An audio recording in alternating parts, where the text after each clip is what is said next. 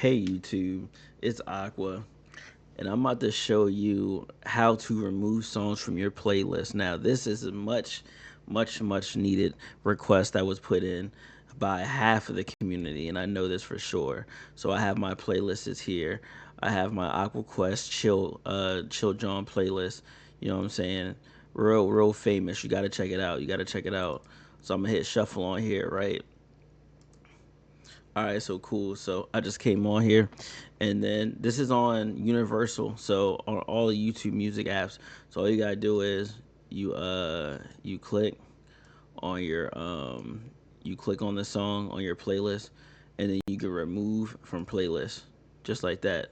Now it's removed from AquaQuest Chill John. So now you can finally remove songs from your playlist. You don't gotta go through the playlist and go through every single song. Man, yo, let me tell y'all, man. Y'all already know what it is though. Yo, if you got any questions, please leave a comment. Please like, subscribe, and let's get into more things, y'all. All right, let's get it.